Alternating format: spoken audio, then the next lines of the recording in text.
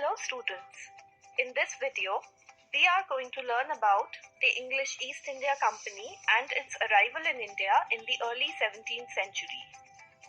Today there are many foreign companies such as Google and Amazon that have their businesses set up in India. But did you know that even 400 years ago there were some foreign companies that set up their business in India? The Portuguese, the Dutch, the British and the French came to India between 1498 CE and 1668 CE to trade in Indian goods. We will study the English and the French companies today as they played an important role in Indian history. Let's begin with the English East India Company. This was a private trading company founded by a group of British traders and merchants in 1600 CE. Its goal was to trade with India and countries in East Asia such as China and Japan. These places had resources like spices, fine fabrics, and other luxury goods that were in great demand in the European market. The EEIC could earn huge profits from trading in these goods. On 31st December 1600, the English East India Company received special permission from Queen Elizabeth I, the Queen of England, to trade with the East. This meant that if a British trader wanted to trade with India and East Asia, they had to do so through the English East India Company. The English East India Company arrived in India in 1608 CE at the port of Surat in Gujarat. In 1612, set up its first trading post in Surat.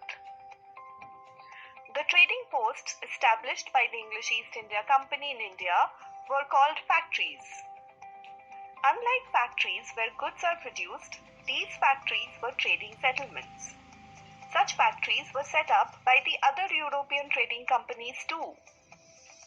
But how did the English East India Company get permission to establish trading posts in India? In 1605 CE, Sir Thomas Roe, the ambassador of the English East India Company, visited the court of Jahangir, the Mughal emperor, to get his permission to trade in India. Jahangir gave the English East India Company many special rights that helped it spread its trade in India. It set up factories in different parts of India. By the start of the 18th century, the English East India Company fortified its settlements in Madras, Calcutta, and Bombay. This fortification was necessary because the British were constantly fighting battles with other European trading companies. Isn't it strange to think of wars not between rulers but between trading companies? Other European trading companies such as the Portuguese, the Dutch and the French also set up fortified factories in different parts of India. The French East India Company was the last European trading company to arrive in India. It set up headquarters in Pondicherry and settlements in places like Chandarnagar in Bengal. Soon, the French became the main rivals of the British. The two companies were locked in a long struggle to push each other out of India. We will study this struggle in this chapter.